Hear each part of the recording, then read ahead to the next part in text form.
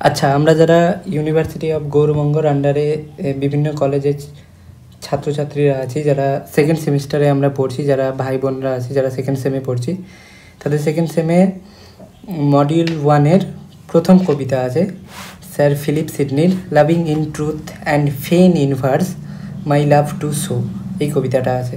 তো এই কবিতাটার একটা ব্যাকগ্রাউন্ড ইন্ট্রোডাকশান ভিডিও আমি কিন্তু এর আগে বানিয়ে দিয়েছি, ঠিক আছে?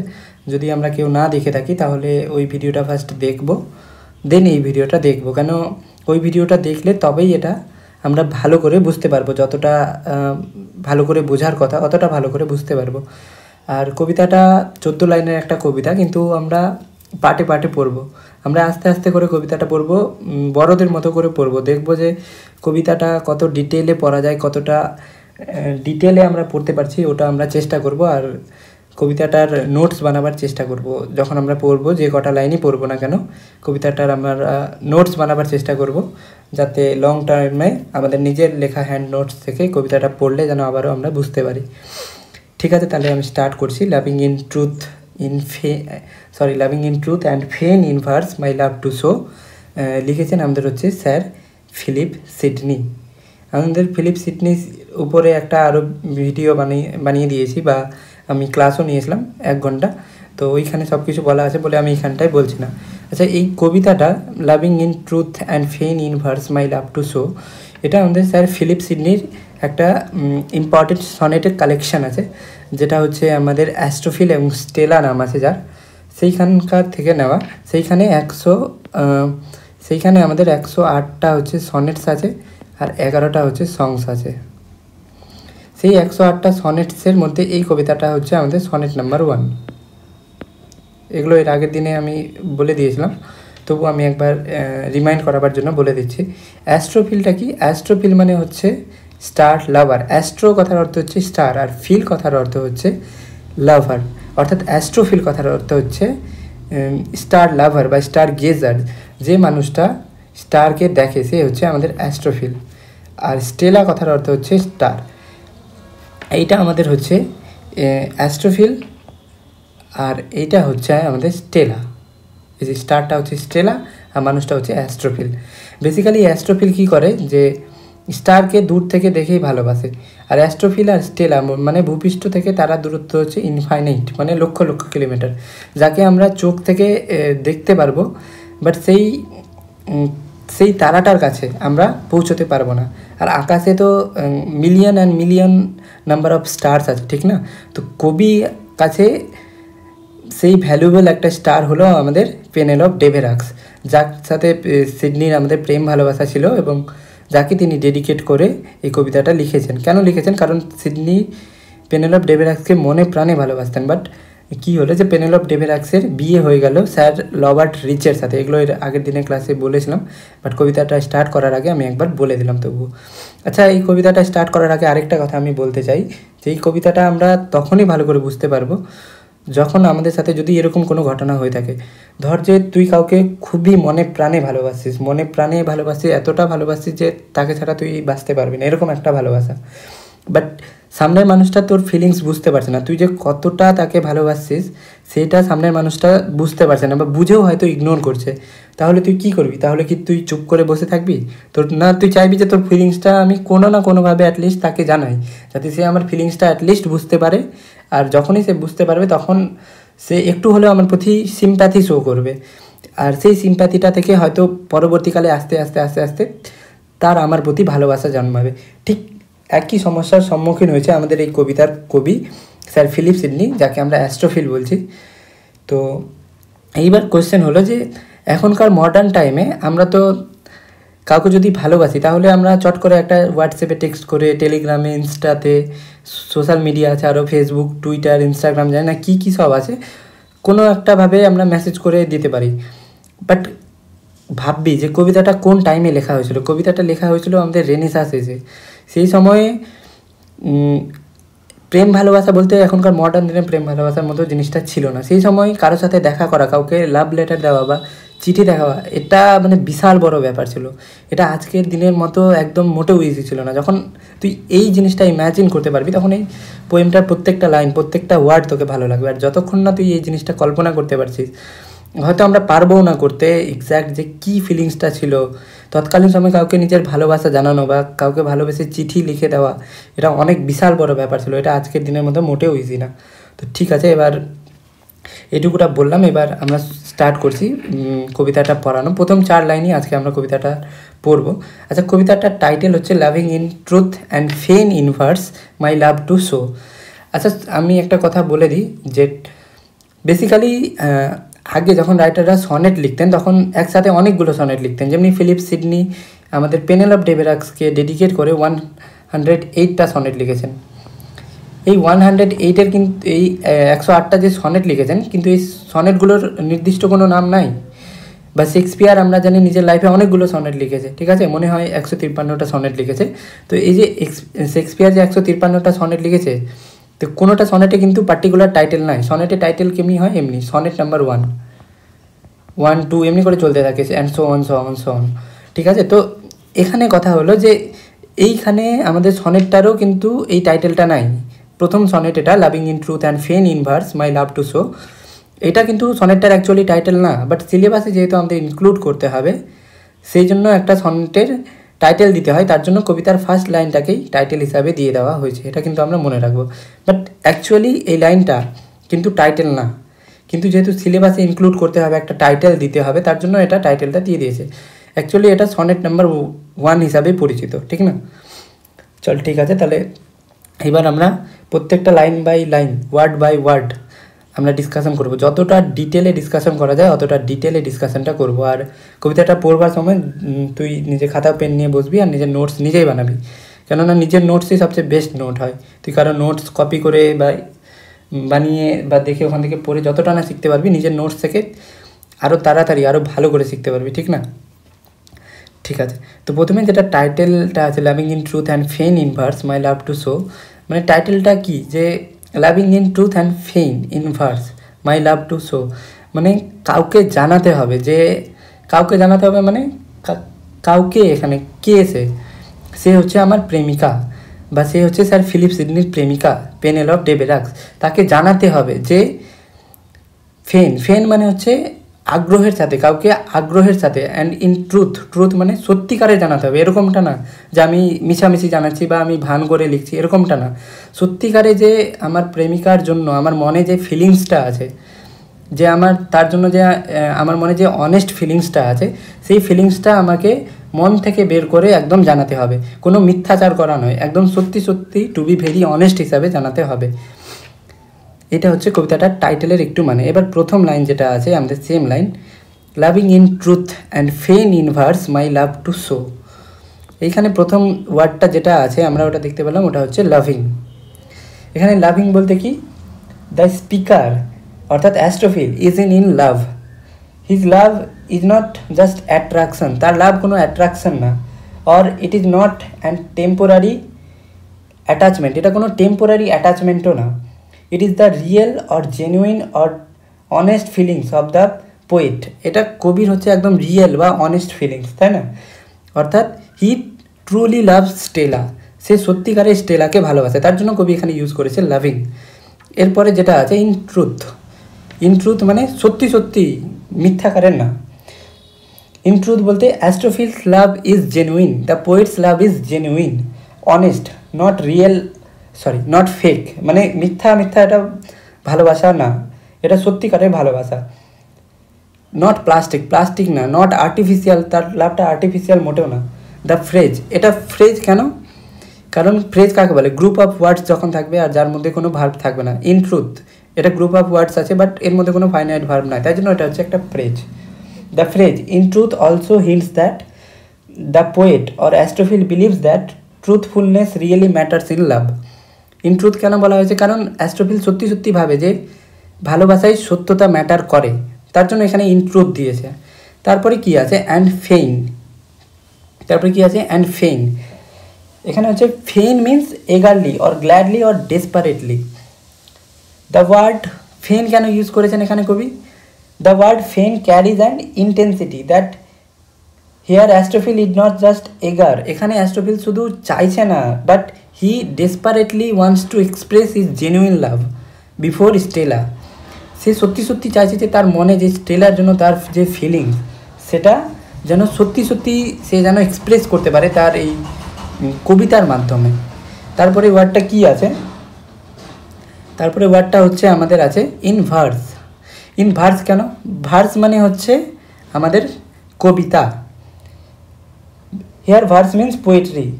অ্যাস্ট্রোফিল is not just speaking his love but writing it poetically. Astrophil শুধুমাত্র এখানে শুধু কথা বলে জানাচ্ছে না তার ভালোবাসাটাকে, বাট রাইটিং ইট পোয়েটিক্যালি, এটাকে লিখতে চাইছে, পোয়েটিক একটা এক্সপ্রেশন দিতে চাইছে। This reflects that Astrophil or the poet considers that poetry is the best way to express his genuine or true feelings before her lover. এটা কি হাইলাইট করছে যে অ্যাস্ট্রোফিল চাইছে যে তার মনে যে তার প্রেমিকার জন্য যে ভালোবাসাটা আছে সেটা যেন কবিতার মাধ্যমে সে এক্সপ্রেস করতে পারবে, আর কবিতাটাই হচ্ছে একটা best way to express his genuine feelings for Stella, ঠিক না? এখানে তারপরে যেটা আমাদের ওয়ার্ড আছে my love to show. Here the poet or Astrophil does not want to hide his love but to show his honest or genuine love to his beloved Stella. এখানে আমরা দেখছি যে কবিতার যে পোয়েট আছে বা স্পিকার আছে যিনি অ্যাস্ট্রোফিল, তিনি কিন্তু তার যে অনেস্ট ফিলিংসটা আছে স্টেলার জন্য, যে তার মনে যে ভালোবাসাটা আছে সেটা কিন্তু হাইড করতে চাইছেন না, তিনি কিন্তু লুকোতে চাইছেন না, তিনি কিন্তু এটা সবার সামনে, পৃথিবীর সামনে প্রকাশ করতে চাইছেন যে তার মনে যে স্টেলার জন্য যে তার ভালোবাসা সেটা তিনি মনে প্রাণে প্রকাশ করতে চাইছেন। ঠিক আছে, তো পুরো কবিতার প্রথম লাইনটার মানে কি হলো, loving in truth and fain in verse my love to show. The speaker Astrophil is in love. His love is pure, honest or genuine and painfully real. It is not a momentary or temporary love, but it is a burning truth in his heart. His emotions are as honest and pure as the stars in the sky. His heart is filled with emotions or overflows with emotion. তার heart কি হচ্ছে ইমোশনে পরিপূর্ণ, অর্থাৎ তার heart এতটাই stellar জন্য ইমোশনে পরিপূর্ণ যে he can not resist him to express his genuine love two stellar. তিনি আটকাতে পারছেন না নিজের ভালোবাসাটাকে যে স্টেলার সামনে যে এক্সপ্রেস করবেন তার জন্য তিনি নিজেকে আটকাতে পারছেন না। Astrophil does not wish to keep his love hidden. Astrophil চাইছে না তিনি তার লাভটাকে হিডেন করে রাখতে। Rather he wants to express his genuine or true love before স্টেলার। বরং তিনি চাইছেন যে তার মনে যে স্টেলার জন্য যে অনেস্ট যেটা ফিলিংস আছে সেটা তিনি প্রকাশ করতে চাইছেন। And how does Astrophil wish to express his love? আর কীরকমভাবে অ্যাস্ট্রোফিল তার নিজের ভালোবাসাটা এক্সপ্রেস করতে চাইছে? Through verse or poem. কীভাবে? কবিতার মাধ্যমে। Not just normal words, not just simple conversation, কোনো একটা নর্মাল ওয়ার্ডসের মধ্যে দিয়ে না, কোনো একটা সিম্পল কনভারসেশনের মধ্যে দিয়ে না, but through the poem, but কবিতার মাধ্যমে।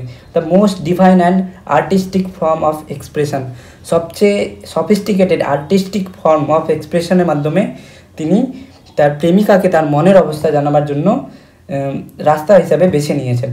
This reflects that Astrophil strongly believes that, এটা রিফ্লেক্ট করে যে অ্যাস্ট্রোফিল একদম দৃঢ়তার সাথে বিশ্বাস করে যে poetry is the best way to express his genuine feelings to Stella.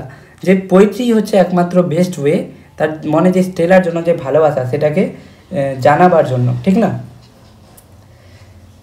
এটা হচ্ছে প্রথম লাইনের আমাদের মোটামুটি মানে। তো এখান থেকে প্রথম লাইনটা যে আমরা পড়লাম, তো নিজেরা এবার ভিডিওটা পজ করবি, পজ করে তুই যেটা বুঝলি ওটা নিজের ভাষায় লিখবি। আমি তো এটা নিজের মতো করে একটা বলে দিলাম, যাতে এখান থেকে MCQ, SAQ বা 2 মার্কসের কোশ্চেন যদি আসে তাহলে তুই এটাকে হ্যান্ডেল করতে পারিস। এবার আমরা সেকেন্ড লাইনটা দেখবো, ঠিক না? সেকেন্ড লাইনটা আমরা দেখবো যে কী হচ্ছে না হচ্ছে ব্যাপারটা সেকেন্ড লাইনে। সেকেন্ড লাইনটা কী আছে? That she, dear she, might take some pleasure of my pain. কী বলছে কবিতার এখানে সেকেন্ড লাইনে? That she, here she refers to the Stella. এখানে সি বলতে স্টেলাকে বোঝানো হয়েছে। দ্য উইমেন, কোন উইমেনটা? Penelope Devereux, hmm Astrophil or the poet loved from the bottom of his heart, যাকে কবি নিজের হার্টের বটম থেকে ভালোবাসে, যাকে তিনি মনে প্রাণে ভালোবাসেন। এটা হচ্ছে দ্যাট সি এর মানে। তারপরে হচ্ছে ডিয়ার সি। এখানে কবি একবার সি বলে থেমে যাননি, আবার বলছেন ডিয়ার সি।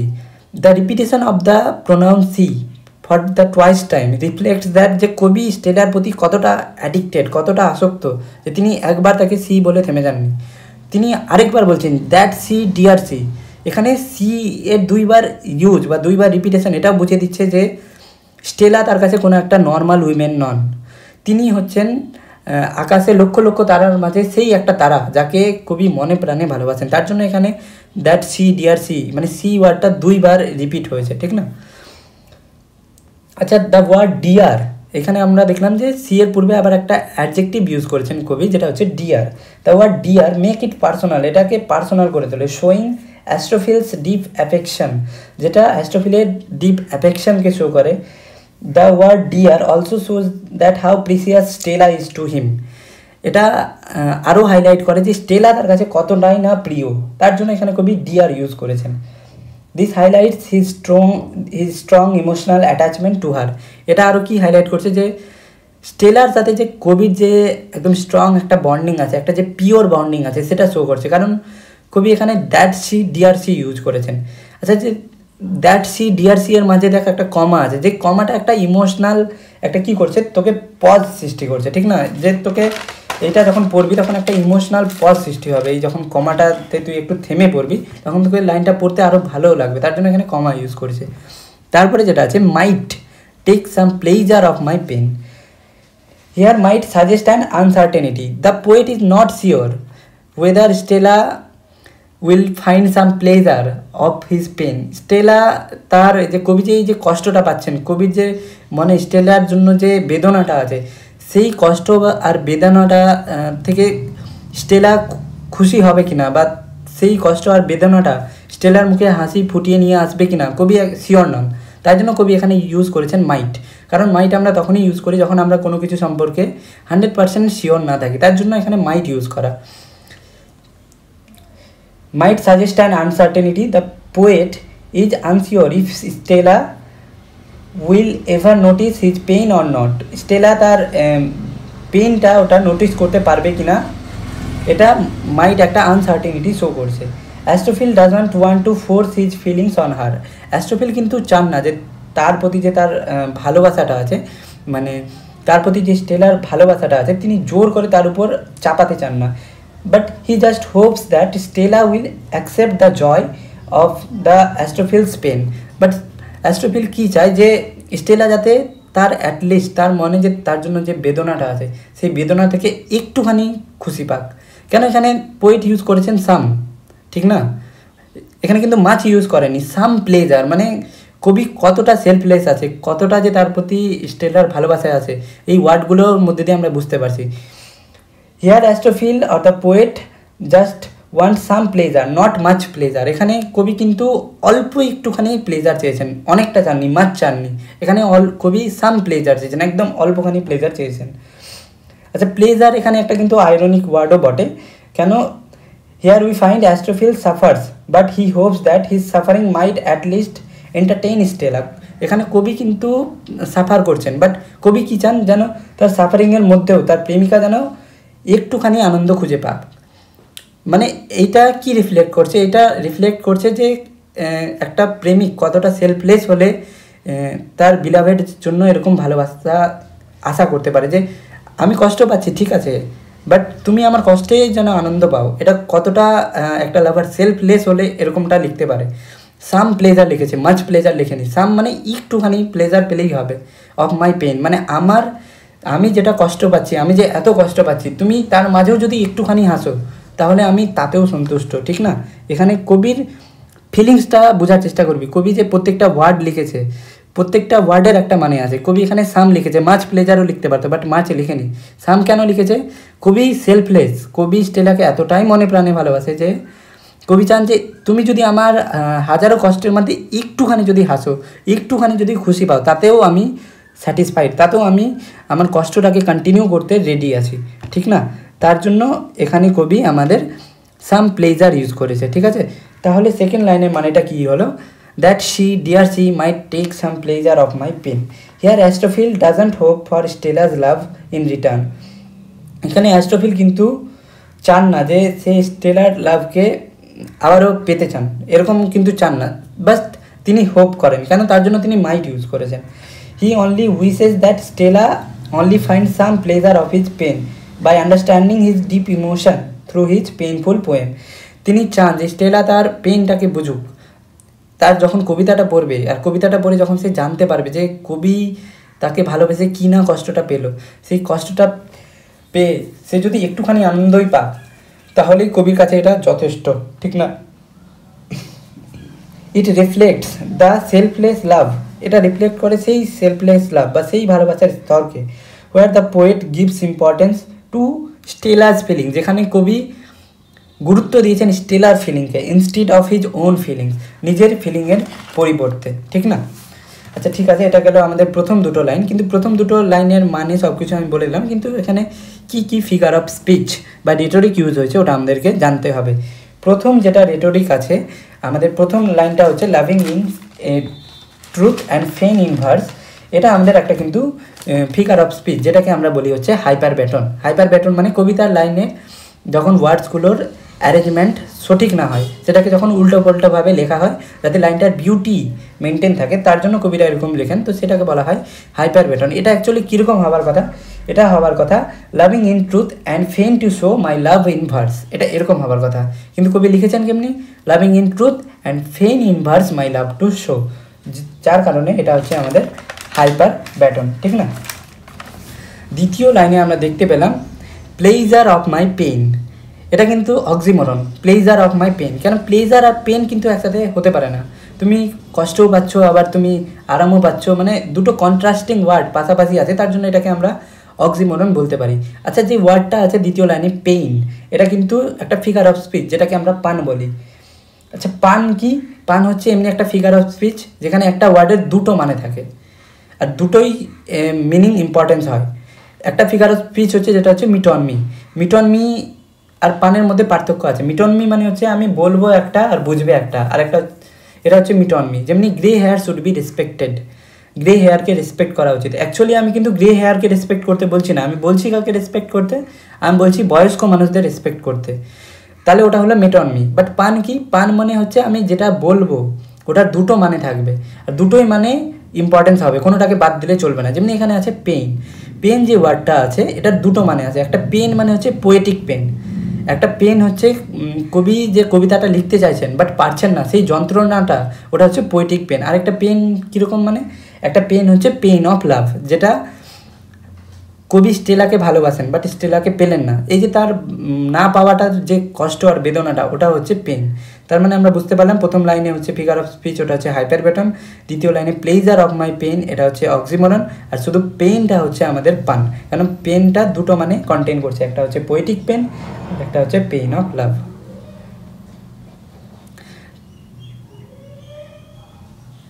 তারপরে হচ্ছে pleasure might cause her read and reading might make her know, এটা হচ্ছে আমাদের third line. Pleasure might cause her read and reading might make her know, এটা হচ্ছে আমাদের থার্ড লাইন। আচ্ছা এই লাইনটা থেকে আমরা একটা কজ অ্যান্ড এফেক্টের একটা স্ট্রাকচার বুঝতে পারছি। Where Astrophil hopes that poetry will provide some enjoyment or empathy to the Stella, যেখানে আমরা বুঝতে পারছি যে অ্যাস্ট্রোফিল স্টেলার কাছে একটু হোপ করছে যেন এই তার পেইনফুল পোয়েট্রিটা যেন তার মুখে একটুখানি হলেও হাসি ফোটায়, ঠিক না? প্রথমে যেটা আছে এই লাইনে pleasure might cause her read, here the word might also suggest that uncertainty. Might কি সাজেস্ট করছে? একটা আনসার্টেনিটি শো করছে। The poet is not sure that if Stella's pleasure will encourage her. The poet এখানে sure নয় যে Stella যে তার কবিতাটা পড়ে প্রথম কথা তো প্লেজার পাবে কিনা এটাও তো শিওর নয়, তার জন্য সেকেন্ড লাইনে কবি মাইট ইউজ করেছিলেন। তারপরে কবি এখানেও শিওর না, যদি প্লেজার পেয়েও যায় তারপরে এই প্লেজারটা তাকে কি কবিতাটা পড়তে বাধ্য করবে, কবি এখানে এটাও শিওর না, তাই জন্য এখানে কবি আবারও মাইট ইউজ করেছেন। Pleasure might cause her read, the poet is not sure that Stella's pleasure might forces her to read the poem or not, and reading might make her know. Problem হয়ে গেছিলো, তো আমি এটা আবার continue করছি শুরু থেকে। থার্ড লাইনে আছে pleasure might cause her read, reading might make her know. এইটা আছে। তো থার্ড লাইনে যেটা ফার্স্টেই আছে, pleasure might cause her read, এখানে কবি ইউজ করেছেন, আবারও আমি দেখছি কবি ইউজ করেছেন হচ্ছে মাইট ওয়ার্ডটা। মাইট ওয়ার্ড কি হাইলাইট করছে? মাইট আমরা কখন ইউজ করি? যখন আমরা কোনো কিছু সম্পর্কে 100% শিওর নয়, তখন আমরা মাইট ওয়ার্ডটা ইউজ করি। Here might also suggest uncertainty, যেমনি দ্বিতীয় লাইনে আনসার্টেনিটি শো করেছিল, এখানেও মাইটটা কিন্তু একটা আনসার্টেনিটি শো করছে। The poet is not sure that if Stella's pleasure will encourage her to read the poem or not, but Astrophil is just hope that if Stella enjoys his poem then she might read the poem. But Astrophil কি চাইছে যে যদি এই পেইনটা তাকে pleasure provide করে তাহলে হয়তোবা Stella তার এই কবিতাটা পড়তে পারে। কীরকম ব্যাপারটা হয়ে গেল? এটা কবির একটা হেল্পলেস স্টেট বা ভালনারেবল একটা স্টেটকে শো করছে, তার জন্য কবি এখানে মাইট ইউজ করছেন। কবি শিওর না, বাট কবি অপটিমিস্টিক, আশাবাদী, যে মেবি হয়তো এই প্লেজারটা তাকে আনন্দ দিবে আর এই পেনটা তাকে আনন্দ দিবে আর এই আনন্দটাই তাকে হয়তো পড়তে বাধ্য করবে, তার জন্য কবি এরকম লাইনটা লিখছেন। তারপরে যেটা পার্ট আছে যে reading might make her know, তারপরে কবি বলছেন if Stella reads the poem then Stella will definitely understand how Astrophil feels for her. যদি স্টেলা কবিতাটা পড়ে তাহলে স্টেলা হয়তো ভাববে যে কতই না কষ্ট অ্যাস্ট্রোফিল পেয়েছিল তাকে ভালোবেসে, অ্যান্ড এই ভালোবাসাটা যখনই স্টেলা বুঝতে পারবে তারপরে কি হবে, তারপরের জন্য আমাদেরকে পরের লাইনটা পড়তে হবে, ঠিক আছে? তার জন্য এখানে মাইট বারবার ইউজ করছেন, কেন কবি 100% শিওর না যে স্টেলা, কবির পেন স্টেলাকে এনজয়মেন্ট প্রোভাইড করবে কি না। কবির পেন যদি স্টেলাকে এনজয় প্রোভাইড করেও দিল তাহলে সেই এনজয়মেন্টটা স্টেলাকে কবির কবিতাটা বা পেইনফুল কবিতাটা পড়তে বাধ্য করবে কি না, এটাও কবি জানেন না। আচ্ছা চল, যদি বাধ্য করেও দিল তো তারপরে আবারও মাইট ইউজ করেছেন, reading might make her know.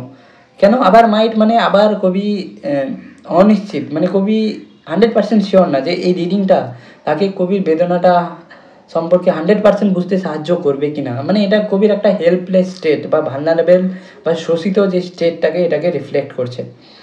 তারপরে যেটা ফোর্থ লাইনটা আছে, knowledge might win pity and pity grace obtain. Here knowledge means Stella's understanding of the পোয়েস্ট অনেস্ট ফিলিংস ফর হার। এখানে নলেজ মানে হচ্ছে স্টেলার আন্ডারস্ট্যান্ডিং, যে কবির স্টেলার প্রতি কি না ভালোবাসাটা আছে, ঠিক না? The poet hopes that if Stella reads his poem then she definitely understand how deeply Astrophil love Stella. কবি এখানে আন্ডারস্ট্যান্ড করছে, কবি এখানে একটা অ্যাজিউম করছেন যে যদি স্টেলা তার পোয়েমটা পড়ে তাহলে সে জানতে পারবে যে কবি কী না কষ্টতে আছে, আর এই জানাটাকেই কবি এখানে নলেজ বলছে। আচ্ছা নলেজ কি করবে? মাইট পিটি উইন, মানে কি করবে যে স্টেলার পিটি বা সিম্প্যাথিটাকে উইন করতে সাহায্য করবে, ঠিক না? And pity grace obtain. আচ্ছা পিটি মানে কি? পিটি মানে sympathy or kindness. The poet strongly believe that one Stella truly understands the depth of his pain then she might feel sorry for the poet or Astrophil and pity grace obtain, এটা আছে না? আবার আছে PT দুইবার এখানে use করেছে, pity grace obtain. আচ্ছা win মানে কি? Win refers earning or gaining something through effort. উইনটা কি রিফ্লেক্ট করছে? যে কিছু আমরা পাবো কিন্তু সেটা এফোর্ট লাগিয়ে পাবো, ঠিক না?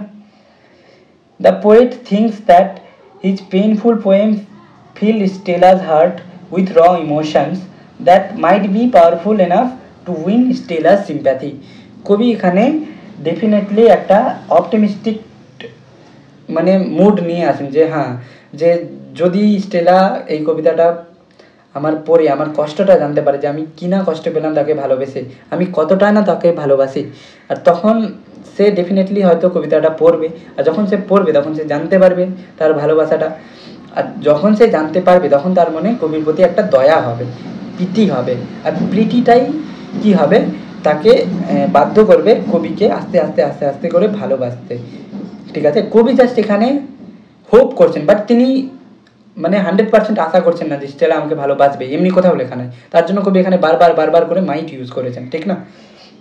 তো এখানে আমরা যে ওয়ার্ডটা দেখতে পাচ্ছি grace, grace means kindness, forgiveness and acceptance. The word also reflects the tradition of courtly love during the time period of Elizabethan era, where a lover praises his beloved like a goddess. যেখানে একটা লাভার তার প্রেমিকাকে ভগবানের মতো পুজো করতো। Here the poet similarly wants some kind of acceptance of love from his beloved Stella. এখানে কবি চান যাতে স্টেলা তার কষ্টটাকে বুঝে, তাকে ভগবানের কাছে আমরা যেরকম পুজো করি না, তখন আমরা কি বলি, আমরা গ্রেস কখন ইউজ করি, যখন আমাদের কোনো ডিভাইন ব্লেসিং মানে ডিভাইন রিলেটেড কিছু বলি তখন না গ্রেস ইউজ করি। তো এই গ্রেস ওয়ার্ডটা যেটা আছে ওটা রিফ্লেক্ট করছে তৎকালীন এলিজাবেথ সময়ে যে কোর্টলি লাভের ট্র্যাডিশনটা ছিল, সেই কোর্টলি লাভের ট্র্যাডিশনটাকে, যেখানে আমরা জানি যে কোর্টলি লাভের ট্র্যাডিশনে একটা কবি বা একটা প্রেমিক তার প্রেমিকাকে দেবীর মতো পূজা করেন, তার কোয়ালিটিটাকে কবিতাতে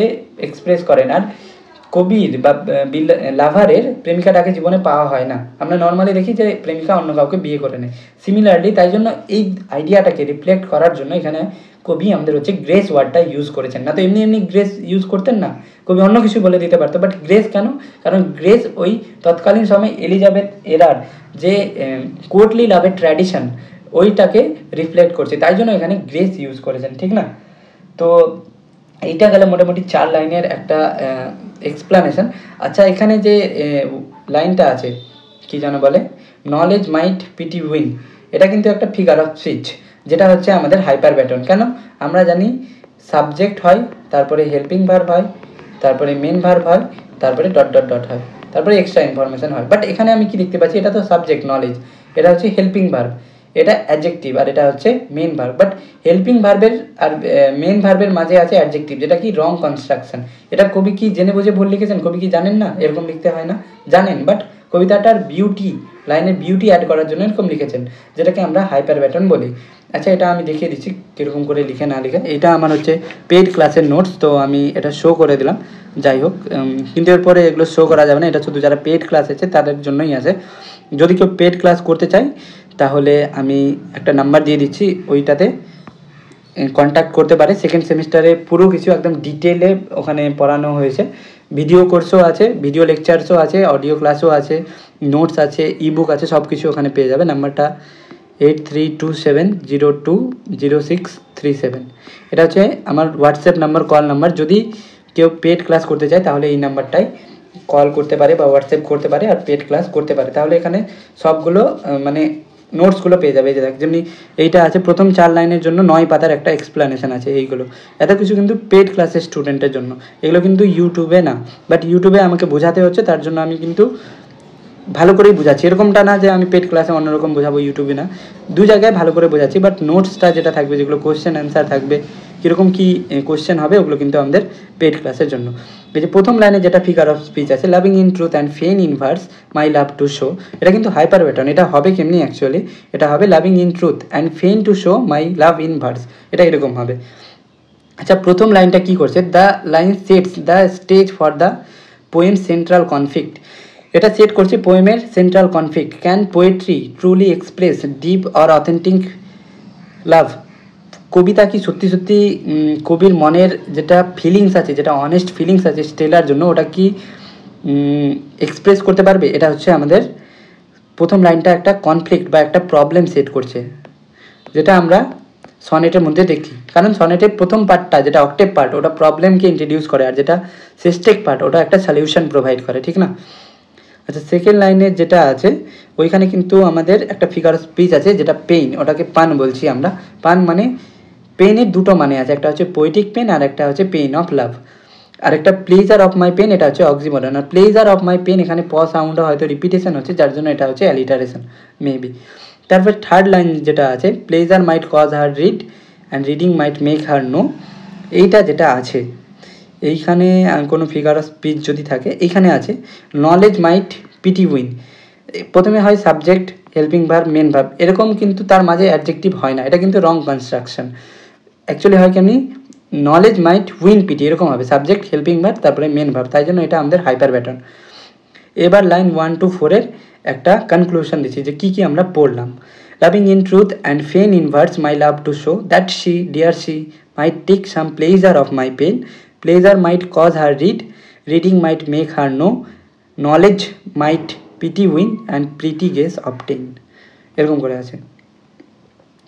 মানে the poet deeply love Stella, his love is honest, real, not fake or artificial, or it is not just a temporary attachment, and he desperately wants to express that love through his painful poem. Astrophil strongly believes that if he writes his honest feelings in this poem, then his pen can bring happiness in Stella's face, and if his Stella likes his poem, then she will definitely read his poem, and if she reads his poem, then she will know how Astrophil loves her. Then it will evoke pity in Stella's heart, and if one's pity will evoke in Stella's heart, then Stella will show some kind of divine blessings of her love. তাহলে কী হবে, Stella কিছু হলেও তার ভালোবাসাটা কবিকে দেখাবে। আচ্ছা, অ্যানালিসিসটা কেমনি করবো আমরা? প্রথম 4টা লাইনে, the first 4 lines of the poem sets and optimistic tone, একটা আশাবাদী টোন সেট করছে অফ অ্যাস্ট্রোফিলের। Here the poem suggest a chain of hope in order to win Stella's heart.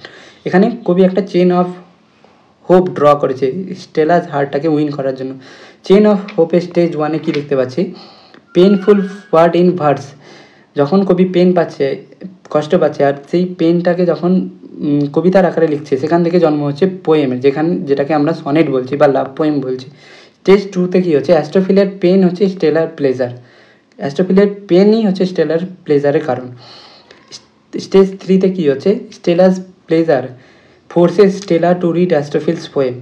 Stellar যে প্লেজারটা আছে, এটা বাধ্য করবে স্টেলাকে পড়তে অ্যাস্ট্রোফিলের পোয়েমটাকে। স্টেজ 4-এ কী হচ্ছে, reading will provide knowledge to know more about Astrophil's pain and his honest feelings for Stella. আর এই রিডিংটাই প্রোভাইড করবে নলেজ, আরও জানতে যে অ্যাস্ট্রোফিল আরও কী কষ্ট পেয়েছে, ঠিক না? আর স্টেজ 5-এ কী হবে, Astrophil's pain will provide pity in Stella's heart. Stage 5-এ হচ্ছে অ্যাস্ট্রোফিলসের যে কষ্টটা আছে, ওটা স্টেলার মনে একটা পিটি ক্রিয়েট করবে। আর স্টেজ 6-এ হবে Stella's pity helps her to have feelings for Astrophil. আর এই পিটিটাই তার মনে অ্যাস্ট্রোফিলের জন্য ভালোবাসাটা জাগাবে।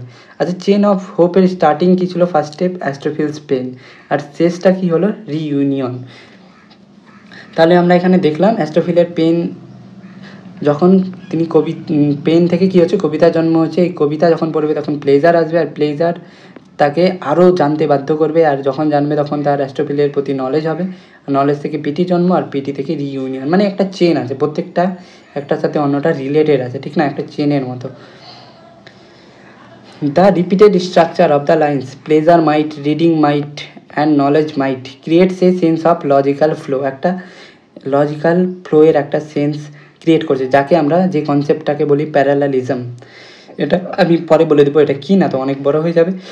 ইট শোজ হাউ আর্ট, এখানে আর্টটা কি, poem, can influence the world step by step. এটা দেখায় যে কী করে আর্ট অর্থাৎ পোয়েমটা আস্তে আস্তে ওয়ার্ল্ডটাকে চেঞ্জ করে স্টেপ বাই স্টেপে।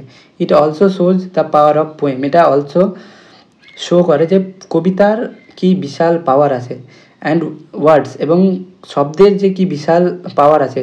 How poem can express human emotion, কীভাবে একটা কবিতা হিউম্যান ইমোশনকে এক্সপ্রেস করতে পারে, অ্যান্ড গ্র্যাজুয়ালি, এবং আস্তে আস্তে leave a deep impact on someone's heart, এবং শব্দগুলো কীভাবে আস্তে আস্তে কারো মনে, কারো প্রতি জায়গা করে নিতে পারে। সো টু স্পিক ট্রুথ, সত্যি করে বলতে গেলে, this is the important characteristics of renaissance poetry. এটা হচ্ছে রেনেসান্স পোয়েট্রির একটা ইম্পর্টেন্ট ক্যারেক্টারিস্টিক্স। যেহেতু during the time period of Renaissance, যেহেতু রেনেসাসের সময় পিপল স্টার্ট বিলিভিং লজিক, মানুষ আস্তে আস্তে লজিককে গুরুত্ব দিতে স্টার্ট করলো। কেন, রেনেসাসের আগে আমরা দেখেছিলাম ডার্ক এজ ছিল, ডার্ক এজে মানুষ কোনো লজিককে গুরুত্ব দিত না, মানুষ যা কিছু হতো সেটাকে ব্লাইন্ডলি ফলো করে নিত। চার্চের ম্যাক্সিমাম পাওয়ার ছিল, চার্চ যেটা বলতো ওটাকেই মানুষ অন্ধের মতো বিশ্বাস করলো। বাট রেনেসাস আস্তে আস্তে মানুষ চার্চকে কোশ্চেন করতে লাগলো, মানুষ লজিককে গুরুত্ব দিতে স্টার্ট করলো, মানুষ সায়েন্সকে গুরুত্ব দিতে স্টার্ট করলো, মানুষ হিউম্যান ইমোশনসকে গুরুত্ব দিতে স্টার্ট করলো, যে কনসেপ্টটাকে আমরা হিউম্যানিজম বলেছিলাম আগের ক্লাসে। তার জন্য আমি বলেছিলাম যে এগুলো সবটা ক্লাস করতে হবে, নাহলে বুঝতে পারবি না যে এইরকম নলেজ মাইট, রিডিং মাইট, প্লেজার মাইট এগুলো কেন লিখলো? এটা একটা চেন অফ হোপ, এটা একটা কবির একটা লজিকের সিকোয়েন্স। কেন এই লজিকটা লিখলো? কারণ যেহেতু এটা রেনেসাঁস টাইমে লেখা, রেনেসাঁসের টাইমে লজিককে মানুষ গুরুত্ব দিত, তাই জন্য এরকম লিখলো। আর যখন তুই এরকম জানবি তখন কবিতাটা তোকে ভালো লাগবে। আচ্ছা, এখানে একটা ফিগার অফ স্পিচ আছে যেটাকে আমরা ক্লাইম্যাক্স বলছি। ক্লাইম্যাক্স কখন হয়? যখন আইডিয়াস অ্যাসেন্ডিং অর্ডারে বা অ্যাসেন্ডিং ইম্পর্টেন্সের অর্ডারে বা ছোটো থেকে বড় আকারে সাজানো থাকে। কীরকম হচ্ছে দেখ, প্রথমে অ্যারিস্টটলের পেইন কী করলো? কবিতা লিখলো। আর যখন কবিতাটা পড়বে তখন স্টেলার মানে প্লেজার আসবে, ঠিক আছে? এটা ফার্স্ট স্টেপ। তারপরে এই প্লেজারটা কী করবে? তাকে কবিতাটা পড়তে বাধ্য করবে, এটা হচ্ছে সেকেন্ড। তারপরে হচ্ছে থার্ড, এখান থেকে জানতে পারবে অ্যারিস্টটলের মনে তার প্রতি যে ভালোবাসা সেটা জানতে পারবে, এটা হচ্ছে থার্ড। তারপর যখন জানতে পারবে তার মনে তার প্রতি একটু একটু পিটি হবে, এটা হচ্ছে ফোর্থ। আর যেটা লাস্ট স্টেজ, যেটা ক্লাইম্যাক্স, এই অ্যারিস্টটলের পেন থেকে যেটা হবে ওটা হচ্ছে আস্তে আস্তে করে গ্রেস হবে, মানে স্টেলা ফাইনালি হয়তো অ্যারিস্টটলকে ভালোবাসতেও পারে, এরকম একটা আশা আছে। বাট ভালোবাসবে কিনা ওটা পরের ব্যাপার। তো এই যে ওয়ার্ডসগুলো একটা অ্যাসেন্ডিং অর্ডারের ইম্পর্টেন্সে সজ্জিত আছে, এটাকে আমরা ক্লাইম্যাক্স বলি। তো ঠিক আছে, এটাই ছিল আমার প্রথম 4 লাইনের এক্সপ্লানেশন। আমি অনেক ডিটেলড এক্সপ্লানেশন করার চেষ্টা করেছি। এই 9 পেজের পিডিএফটা আছে, এটা শুধু পেড ব্যাচের জন্য, সরি যারা ইউটিউবে দেখছে। যদি তোরা করতে চাস বা পড়তে চাস আমার কাছে, তাহলে টেক্সট করে দিবি ওই নাম্বারটা হচ্ছে 8327। তখন যে কীরকম করে হচ্ছে বা সব নোটসগুলো তোরা অ্যাক্সেস করতে পারবি। তো ঠিক আছে, আমি না হলে ডিসক্রিপশানে আমার নাম্বারটা দিয়ে দেবো। তোরা যদি যারা পড়তে চাস অনলাইনে, তারা আমাকে টেক্সট করতে পারিস। তো এটাই ছিল কবিতার প্রথম 4 লাইন। থ্যাংক ইউ সবাইকে এত মন দিয়ে শোনার জন্য। কবিতাটা পড়বি, যদি কোনো কিছু অসুবিধা থাকে তাহলে আমাকে জানাবি, আমি ডেফিনেটলি পরের ক্লাসে অ্যান্সার করে দিব। আর যদি আমি কোথাও কিছু ভুল বলে থাকি তাহলে আমাকে একটু জানিয়ে দিস।